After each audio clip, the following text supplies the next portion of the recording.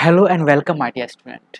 बेटा, आज हम चर्चा करने वाले हैं बैंक समाधान विवरण यानी कि बैंक रिकंसिलेशन स्टेटमेंट की क्लास नंबर सेकंड।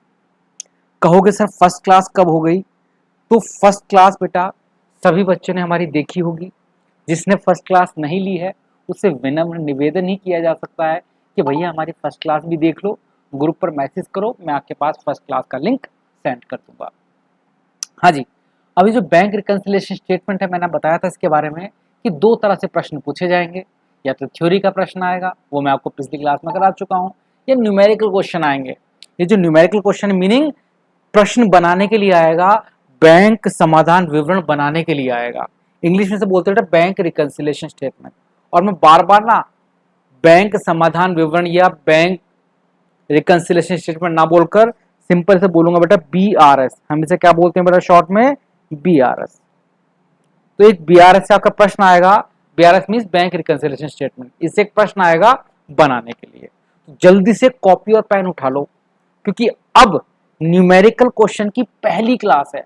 आज से मैं आपको क्वेश्चन करने सिखाऊंगा इस चैप्टर के, कि इस चैप्टर के क्वेश्चंस को कैसे किया जाता है कॉपी के ऊपर। तो जिसे बिल्कुल कुछ भी नहीं आता, बिल्कुल जीरो आता है, लेकिन उसके बावजूद भी बेटा मेरी हमेशा से ये रही है, मैं चैलेंज ही देता हूं कि हर एक बच्चा मेरी इस क्लास को करने के बाद BRS के क्वेश्चन बनाना सीख जाएगा। बट कॉपी आपको लेनी होगी, पेन आपको लेना होगा और 15 मिनट के लिए आपको पेशेंस रखना होगा, यानी कि समझ गए होंगे। तो अब मैं आपको सिखाने वाला हूं बैंक रिकंसिलिएशन स्टेटमेंट के न्यूमेरिकल क्वेश्चंस कैसे किए जाते हैं। तो जल्दी से बेटा बिना टाइम वेस्ट किए स्टार्ट करते हैं बैंक रिकंसिलिएशन स्टेटमेंट का क्वेश्चन नंबर फर्स्ट। देखो ऐसे प्रश्न आएगा, निम्नलिखित सूचनाओं के आधार पर बैंक समाधान विवरण तैयार करें, या इंग्लिश में लिखा होगा from the following information prepare bank reconciliation statement. Bank समाधान विवरण तैयार करें। अब बारी आती है कि सर इसका फॉर्मेट क्या होगा, किस तरह से बैंक समाधान विवरण बनाया जाता है, सर उसका फॉर्मेट बता दो। फॉर्मेट का मतलब किस तरह से बनता है। तो अगर फॉर्मेट की बात करें तो कुछ भी नहीं करना, एक ऐसे लाइन खींचनी है, एक ऐसे लाइन खींचनी है, एक ऐसे लाइन खींचनी है, इस डब्बे को मिला देना है। मतलब ये समझ लो एक बड़ा कॉलम रहेगा, दो छोटे छोटे कॉलम रहेंगे। बड़े कॉलम के ऊपर क्या लिखोगे? पर्टिकुलर। और छोटे कॉलम में क्या लिखोगे बेटा? प्लस आइटम और माइनस आइटम। डेबिट क्रेडिट मत लिख दियो। आपको तो एक ही चीज पता है कि समय डेबिट क्रेडिट लिखा था, यहाँ डेबिट क्रेडिट नहीं लिखना बेटा। एक में क्या लिखना है आपको? प्लस आइटम, एक में आपको क्या लिखना है बेटा? Minus item. एक बड़ा सा कॉलम रहेगा, इस बड़े वाले कॉलम पर आप क्या लिखोगे बेटा? पर्टिकुलर, उसके बाद प्लस आइटम, उसके बाद minus item. Particular, plus item और माइनस आइटम। करना क्या है उसे भी समझते हैं। नॉर्मली क्वेश्चन में होता क्या है उसकी बात समझते हैं पहले। ध्यान दो बेटा मेरी बातों के ऊपर, 15 मिनट लगेंगे, उसके बाद आप क्वेश्चन करना सीख जाओगे। नॉर्मली क्या होगा, जब भी कोई आपके पास चैप्टर स्टार्ट होगा तो स्टार्ट यानी क्वेश्चन स्टार्ट होगा तो क्वेश्चन के स्टार्टिंग में किसी एक बुक का आपको बैलेंस दे दिया जाएगा। या तो रोकड़ बही का बैलेंस देंगे, मतलब कैश बुक का बैलेंस देंगे। तो जो आपको आंसर निकालना होगा, बात को ध्यान से समझना, आपको कैश बुक का बैलेंस दिया जाएगा और आपसे पूछा जाएगा पासबुक का बैलेंस क्या है। ये प्रश्न होता है बेटा इसके अंदर। या आपको पासबुक का बैलेंस दे दिया जाएगा और आपसे क्या पूछा जाएगा? कैश बुक का बैलेंस क्या है। पासबुक का बैलेंस देगा तो कैश बुक का आंसर निकाल कर दिखाना होगा, और अगर कैश बुक का बैलेंस देगा तो पासबुक का आंसर निकाल कर दिखाना होगा। आप चाहो तो मेरी इतनी बात कॉपी पर नोट भी कर सकते हो, है क्या? चाहे मेरी वीडियो रिवाइंड करके दोबारा सुन सकते हो कि कैश बुक का बैलेंस देगा क्वेश्चन में, तो जो आपका आंसर निकल कर आएगा उसमें पासबुक का आंसर निकल कर आएगा, पासबुक का बैलेंस। और अगर पासबुक का बैलेंस देगा तो कैश बुक का आंसर आपका निकल कर आएगा। जैसे आपके प्रश्न से बात करते हैं, बिल्कुल घबराओ मत। आपका प्रश्न नंबर फर्स्ट, और बेटा जो क्वेश्चन है ये मैंने ग्रुप पर भेज दिए हैं, आप अपने ग्रुप पर देख सकते हो, PDF आ चुकी है। उस PDF का प्रश्न नंबर फर्स्ट है, 31 मार्च को रोकड़ बही में बैंक खाने का शेष। 31 मार्च को रोकड़ बही के बैंक खाने का शेष, या ऐसा बोल सकते हैं 31 मार्च को आपके पास क्या दे रखा है? रोकड़ बही का शेष दे रखा है। किसका शेष दे रखा है बेटा? रोकड़ बही का। रोकड़ बही को क्या बोलते हैं इंग्लिश में? Cash book. यानी कि कैश बुक का बैलेंस आपको दे रखा है। तो पहली लाइन आप चाहो तो हिंदी में लिख सकते हो, चाहो तो इंग्लिश में। जो हिंदी मीडियम के बच्चे चाहे हिंदी में लिख दें, और जो इंग्लिश मीडियम के बच्चे वो इंग्लिश में लिख दें, चाहे हिंदी मीडियम वाले इंग्लिश में लिख सकते हैं। पहली लाइन आप क्या लिखोगे, पहली लाइन आप लिखोगे बैलेंस, एक second, balance as per cash book या रोकड़ बही के अनुसार शेष। पहली line balance as per cash book या रोकड़ बही के अनुसार शेष। कितना शेष था बेटा, देखो ध्यान से, 31 मार्च को रोकड़ बही के अनुसार कितना शेष है, 30,000 रुपए। कितना शेष है बेटा, 30,000 रुपए। तो अब आप क्या करोगे, बैलेंस एज पर, क्या लिखा है बेटा क्वेश्चन में, balance as per cash book, cash book के अनुसार बैलेंस। और बताओ कितना बैलेंस है, 30,000। तो बेटा मैं यहां पर क्या करूंगा, कितना पैसा लिख दूंगा, 30,000 रुपए। Balance as per cash book 30,000 रुपए, कितना लिख सकते हो। कहां पर लिखना है बेटा आपको, ये प्लस आइटम में। अब अगली लाइन क्या दे रखी है, चेक निर्गमित किया गया किंतु भुगतान के लिए प्रस्तुत नहीं हुआ 2,000 रुपए। जिन्होंने कल वाली क्लास ली थी उन्हें बेटा मैंने आपको समझाया था कि चेक निर्गमित हुआ पर भुगतान के लिए प्रस्तुत नहीं हुआ। अब कोई बात नहीं, कल की क्लास ली नहीं ली वो बात अलग मैटर है, फिलहाल आज की बात से स्टार्ट करते हैं। देखो बेटा, एक हमारे पास क्या होती है कैश बुक, एक हमारे पास क्या होती है पासबुक। और बेटा मैंने आपको बताया था जिसने फर्स्ट क्लास ली है कि नॉर्मली दोनों में सेम ही काम होता है कि जब कोई हम बैंक में पैसा जमा कराते हैं तो मालिक कैश बुक को बढ़ा देता है और बैंक पासबुक को बढ़ा देता है। और जब हम क्या करते हैं, कोई पैसा बैंक से निकालते हैं तो मालिक अपनी कैश बुक को घटा देता है और बैंक आपकी पासबुक को घटा देता है। होता दोनों के अंदर सेम ही है। मालिक क्या करता है, आपकी कैश बुक को घटाएगा और बैंक क्या घटाएगा, आपकी पासबुक को। यानी कि दोनों में सेम ही बातें होती हैं। पर अब हमें समझना क्या है, देखो इसमें एक लाइन लिखी गई है कि आपने एक चेक निर्गमित किया। निर्गमित का मतलब होता है आपने एक चेक काट कर दिया कि ले भैया पैसे निकाल लेना। अब प्रश्न की यही बात आपको समझनी है जो मैं आपको समझाने वाला हूं। ट्रिकी चीजें हैं। जैसे ही आपने, मालिक ने एक चेक काट कर दिया होगा कि ले भैया बैंक से पैसे निकाल लेना, तो सोचो जैसे ही चेक कटा होगा तो मालिक ने कैश बुक से उतना पैसा घटा दिया होगा। कितने का चेक काट कर दिया बेटा, चेक निर्गमित किया किंतु भुगतान के लिए प्रस्तुत नहीं हुआ। कितने का चेक था बेटा, 2,000 रुपए का। जैसे ही मालिक ने चेक काटा होगा, चेक काट कर देना समझते हो बेटा, मालिक ने किसी को चेक काट कर दिया होगा, ले पैसे निकाल लेना, रख लेना। तो जैसे ही मालिक ने चेक दिया होगा कि ले भाई पैसे निकाल लेना, मालिक सोचेगा कि ये पैसा निकाल लेगा बैंक से और मालिक हाथों हाथ कैश बुक को घटा देगा कि भैया मेरे बैंक से पैसे निकल जाएंगे। इस कैश बुक को समझना, कैश नाम भले कैश बुक है पर इसमें हम बैंक की एंट्री करते हैं, मालिक करता अपने हाथ से। तो मालिक ने जैसे ही चेक काट कर दिया होगा तो मालिक ने सोचा होगा बैंक से पैसे निकाल लेगा, तो मालिक तुरंत अपनी कैश बुक को घटा देगा कि भैया मेरे बैंक से पैसे निकल जाएंगे। पर लाइन क्या लिखी है, लाइन ये लिखी है कि चेक निर्गमित तो किया बट भुगतान के लिए वो नहीं पहुंचा।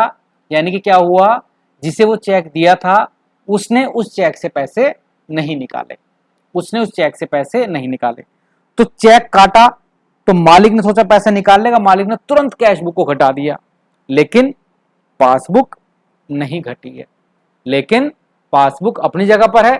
क्यों अपनी जगह पर, क्योंकि वो पैसे नहीं लेने पहुंचा ही नहीं है। तो कैश बुक तो घट गई है, पासबुक नहीं घटी है। अब हर प्रश्न में ऐसा ही होगा, कोई एक बुक घट जाएगी या बढ़ जाएगी, दूसरी नहीं घटेगी बढ़ेगी। अब हमें क्या करना है, हमें जिस बुक का बैलेंस दिया जाएगा, हमें सुधार नहीं करनी, जिस बुक का बैलेंस होगा, कैश बुक या पासबुक, किसी एक बुक का क्वेश्चन में बैलेंस दे रखा होगा। जैसे हमारे क्वेश्चन में कैश बुक का बैलेंस दे रखा था, जिस बुक का बैलेंस दे रखा होगा, मैं उस बुक में या तो प्लस करना है या उस बुक में माइनस करना है, और इस तरह से प्लस माइनस करना है कि उसका बैलेंस दूसरी बुक के बैलेंस के बराबर हो जाए। अब आप मेरे हाथों को यहां समझना बेटा, मान लो ये वाला हाथ है कैश बुक, ये वाला हाथ है पासबुक। जैसे मालिक ने चेक काट कर दिया होगा तो मालिक ने तुरंत अपनी कैश बुक को घटा दिया होगा। कैश बुक घट गई, घट गई सर, पासबुक अपनी जगह पर है। अब हमें करना क्या है, क्वेश्चन में हमें दोनों के बैलेंस को बराबर करना है। इसका बैलेंस घट के यहां आ गया, इसका बैलेंस यहां पर है, क्योंकि पासबुक नहीं घटी, कैश बुक घट गई है।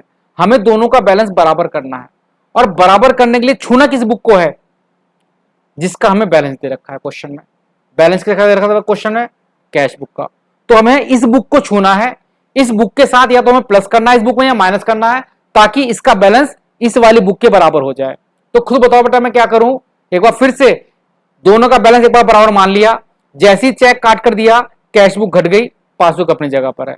दोनों का बैलेंस बराबर करना है, इसे नहीं छूना, कैश बुक को ही छूना है। ऑप्शन है या तो घटाओ या बढ़ाओ ताकि दोनों बराबर हो जाए।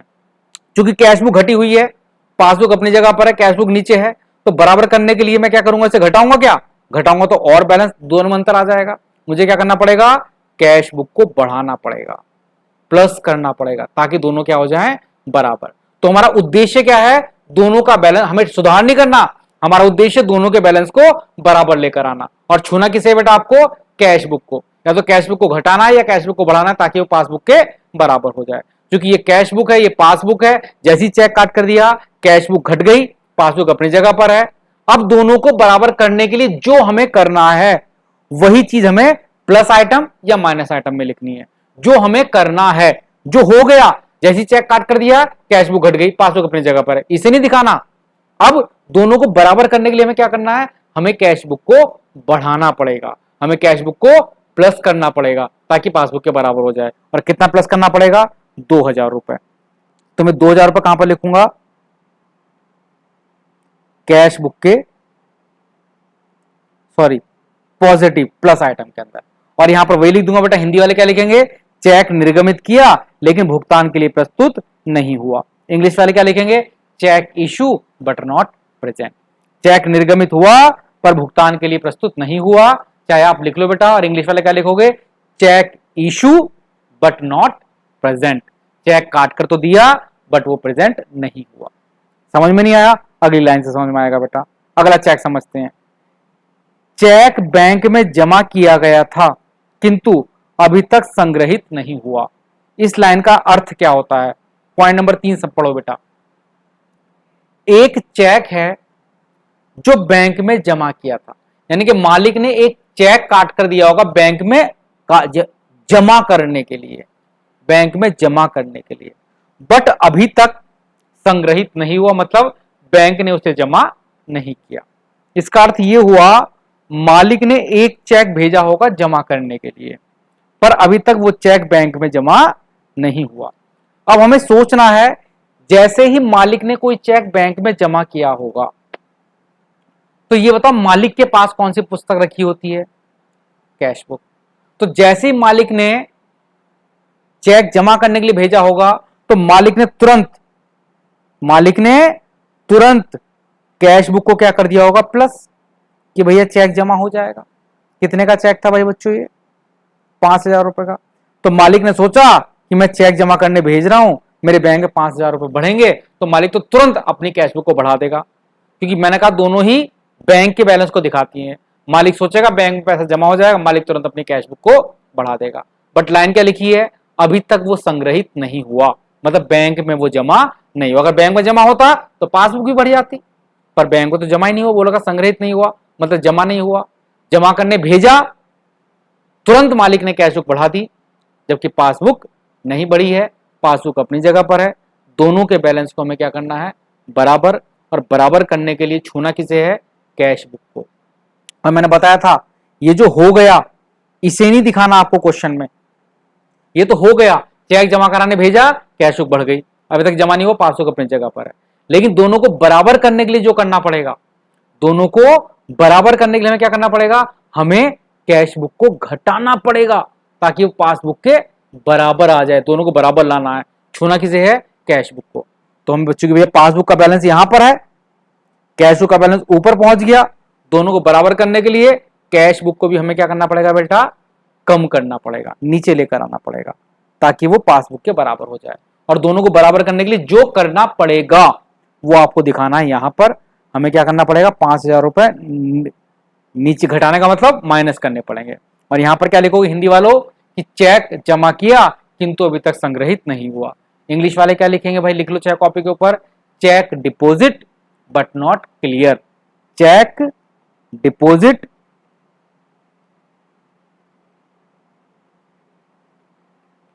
But not clear. चेक जमा तो किया लेकिन अभी तक क्लियर नहीं हुआ। ये दो लाइन लिख लोगे? हाँ जी सर लिख लेंगे। अगली लाइन क्या दे रखी है? बैंक ने ब्याज दिया जिसे सीधे पासबुक में लिख दिया। ऐसे तो करेगा भाई बैंक। अब चौथी गलती क्या हुई? बैंक ने हमें ब्याज दिया, हमें ब्याज दिया और सीधे उसने कहां जोड़ दिया? हमारे पासबुक में जोड़ दिया। अब आ जाओ भाई, इस बार क्या गलती हुई होगी? ये रही कैश बुक, ये रही पासबुक। बैंक ने हमें क्या दिया? ब्याज। जब बैंक ब्याज देता है, और ये बताओ बैंक जब ब्याज देगा तो बैंक के पास कौन सी बुक रखी होगी? पासबुक। तो बैंक तुरंत पासबुक को बढ़ा देगा। लो भाई मैंने तुम्हें ब्याज दिया, कितने का ब्याज दिया भाई? यहाँ पर 300 रुपए का। तो बैंक तो आपकी पासबुक में चढ़ा देगा कि भैया 300 रुपए का ब्याज दिया, आपकी पासबुक को बढ़ा देगा। बट खुद बताओ, बैंक जब आपको ब्याज देता है तो क्या वो लोग साइकिल में बैठकर आपको मालिक को बताने आएंगे कि भैया आपको ब्याज दे दिया है, आपकी पासबुक में चढ़ा दिया है, तुम भी अपनी कैश बुक में चढ़ा लो? सीधी सी बात है, बैंक वाले तो बताएंगे नहीं, सीधे आपके पासबुक में चढ़ा देंगे। मालिक को पता ही नहीं था, पासबुक बढ़ गई 300 रुपए से, पर मालिक को तो कैश बुक बढ़ी नहीं। मालिक, चूंकि बैंक वाले जब ब्याज देते हैं वो तुरंत आपके पासबुक बढ़ा देते हैं, आपको बताने नहीं आते। तो क्या हुआ होगा इसमें? क्या हुआ? मैंने कहा जो हो चुका उसे नहीं दिखाना, ये तो हो चुका। बैंक ने ब्याज दिया तो ऑटोमेटिक मान लेना जब बैंक ब्याज देगा तो पासबुक बढ़ गई होगी और कैश बुक अपनी जगह पर है। दोनों को बराबर करना है, पासबुक ज्यादा है कैश बुक कम है, दोनों को बराबर करना है। छूना किसे है? छूना है आपको कैश बुक को। किसे छूना है? कैश बुक को बराबर करने के। बताओ मैं क्या करूं? घटा दूं इसे? अरे और अंतर आ जाएगा। दोनों को बराबर करने के लिए कैश बुक को भी बढ़ाना पड़ेगा, क्योंकि पासबुक का बैलेंस देखो यहां पर आ गया, मैं गोला बना रहा हूं, और कैश बुक अभी यहीं पर है। दोनों को बराबर करने के लिए कैश बुक को भी क्या करना पड़ेगा? बढ़ाना पड़ेगा, ताकि वो पासबुक के बराबर आ जाए। तो 300 रुपए हम कहां पर लिखेंगे? बढ़ाने का मतलब पॉजिटिव आइटम में लिखोगे। और लाइन क्या लिखनी है? हिंदी वालों क्या लाइन लिखनी है बता? लाइन लिखनी है बैंक, हाँ क्या लाइन लिखनी है बेटा? बैंक ने ब्याज दिया जिसे सीधे पासबुक में लिख दिया गया। वो लाइन डायरेक्ट लिख दोगे बेटा। इंग्लिश वाले क्या लिखेंगे? Bank allowed interest not recorded in cash book. Bank ने इंटरेस्ट तो अलाउड किया पर उसे कैश बुक में रिकॉर्ड नहीं किया। और यहां पर लाइन लिख दोगे और यहां पर क्या क्या हुआ? 300 रुपए। तो जो पर्टिकुलर वाला कॉर्नर, बड़ा सा कॉर्नर, इसमें सिर्फ आपको लिखना होता है, इसमें सिर्फ आपको लिखना होता है बेटा। जो लाइन हुई पहले क्या थी? Balance as per cash book. फिर क्या था? Cheque deposit, sorry cheque issue but not clear. तीसरा cheque deposit but not clear. और लास्ट वाला बैंक डिपॉजिट, सॉरी बेटा, bank allowed interest but not record in cash book. Bank ने ब्याज दिया लेकिन कैश बुक में उसकी एंट्री नहीं की गई। और अंतिम देखते हैं बेटा लाइन क्या है इस प्रश्न की। एक ग्राहक ने सीधे पैसे बैंक में जमा करा दिए। ग्राहक ने सीधे पैसे कहां जमा करा दिए? बैंक। मैंने कहा जो चीज हो चुकी उसे नहीं दिखाना है, उसे बराबर करने के लिए क्या करना? जब मान लो बैंक, कोई ग्राहक है हमारा, वो मुझे बताता नहीं है और डायरेक्ट पैसा मेरे बैंक में जमा करा देता है, तो बताओ क्या होगा? जैसे बैंक में पैसा जमा हुआ होगा तो बैंक ने तुरंत, बैंक के पास कौन सी बुक रखी होती है? पासबुक। बैंक ने तुरंत पासबुक को बढ़ा दिया होगा। पासबुक तो बढ़ गई पर कैश बुक कहां पर है? अपनी जगह पर। कैश बुक अपनी जगह पर है, क्योंकि ग्राहक ने सीधे कहां जमा कराए हैं? बैंक में पैसे, और बैंक तो हम बताना आएगा नहीं, तो ऑटोमेटिक मान लेना है। इसका मतलब ये हुआ पासबुक बढ़ गई है, कैश बुक अपनी जगह पर है। दोनों का बैलेंस बराबर करना है। छूना किसे है? सिर्फ कैश बुक को ही छूना है, या तो कैश बुक को बढ़ाना है या घटाना, ताकि दोनों बराबर हो जाए। क्योंकि पासबुक ऊपर है, कैश बुक कम है, तो कैश बुक को भी ऊपर लाना पड़ेगा। ऊपर का मतलब बढ़ाना पड़ेगा। और जो करना पड़ेगा वो लाइन आपको कहां पर लिखनी है?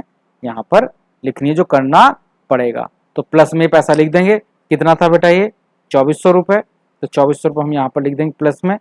कितने पैसे लिखेंगे भाई हम? 2400 रुपए। जरा थोड़ी दिक्कत सी चल रही है, अरे लिखा जाओ भाई। तो प्लस वाले आइटम में कितना पैसा लिखेंगे बेटा? 2400 रुपए। कितना पैसा लिखेंगे भाई प्लस वाला आइटम में? 2400 रुपए। और लिखना क्या बेटा फिर साथ में? वही, a customer directly deposit in bank, या ग्राहक ने सीधे बैंक में पैसे जमा कराए। बस ये लाइन आप लिख दोगे। एक सेकंड रुको बेटा, इधर बैटरी डाउन हो रही है हमारी। ग्राहक ने सीधे पैसे बैंक में जमा कराए। कितने पैसे जमा कराए बेटा? कितने थे वो? 2000 रुपए, 2400 रुपए, सॉरी 2400 रुपए। अब इसका अंत कैसे करना है? अंत कैसे करना है। अंत करने के लिए डेबिट साइड का टोटल नॉर्मली बड़ा आता है, उसे जोड़ लेंगे, दोनों तरफ लिख देंगे बेटा, मतलब पॉजिटिव वाले का 30 और 2 32, 32 और 2 34, 34,700। कितना पैसा है बेटा ये? 34,700। इसी को दोनों तरफ लिखना है बेटा आपको, 34,700। दोनों जो बड़ा वाला है वो दोनों तरफ लिखना है बेटा, 34,700, 34,700। इसमें से जो नेगेटिव वाला है 5,000 रुपये ये घटा दो, 34,700 में से 5,000 घटाओ, कितना बचा? 29,700। और इस बैलेंस के आगे क्या करना है बेटा? हमेशा प्लस वाला बड़ा आएगा, लेकिन हो सकता है नेगेटिव बड़ा है, जो भी बड़ा आता है उसे दोनों तरफ लिखना है, उसमें छोटा वाला घटा दो। 34,700 है, 34,700 में एक बार जोड़ दो, हाँ 34,700 में से आपने 5 घटाया तो कितना बचा? 29,700। और इसके आगे आंसर क्या लिखना है? क्वेश्चन में क्या दे रखा था? मैं balance as per cash book, cash book का आंसर दे रखा था। आंसर लिखोगे इस बार बैलेंस, चल गया भाई, as per pass book. Balance थोड़ा बी ए लिखा जाए भाई, B balance as per passbook, यानी कि कैश बुक का बैलेंस दिया जाएगा और जो आप आंसर आपने निकाला है ये पासबुक का बैलेंस निकल कर आया। मैंने बताया था ना, क्वेश्चन में अगर पासबुक का बैलेंस देंगे तो आंसर में क्या लिखोगे? कैश बुक का बैलेंस। और अगर क्वेश्चन में कैश बुक का बैलेंस देंगे तो आंसर में क्या लिखोगे? पासबुक का बैलेंस। तो इस तरह से आपका मैंने पहला क्वेश्चन कराया। आप इस क्वेश्चन की प्रैक्टिस करो, आपके पास पीडीएफ है, हो सके तो सेकंड क्वेश्चन भी आप ट्राई करो, बिल्कुल सेम ही मैंने देने की कोशिश की है, लेकिन आप इसी क्वेश्चन की 2-3 बार ट्राई करके देखो। अगर आपसे होता है तो बहुत अच्छी बात है, वरना अगली क्लास में मैं एक प्रैक्टिस क्वेश्चन फिर कराऊंगा, फिर आपको समझाऊंगा। समझ में आया कि नहीं आया आप वीडियो के नीचे जरूर बता देना इस बार। वैसे मैं हमेशा बोलता हूँ कि कमेंट करने की कोई आवश्यकता नहीं है, लाइक की भी कोई आवश्यकता नहीं है, लेकिन आपको कितनी चीज़ें समझ में आई है वो सारी चीज़ें बेटा क्या करो, नीचे कमेंट करके मुझे बता दो। अगर आपको कम समझ में आया है तो मैं अगली क्लास में दोबारा से समझा दूंगा और अच्छी तरह समझा दूंगा। तब तक के लिए जय हिंद, जय भारत।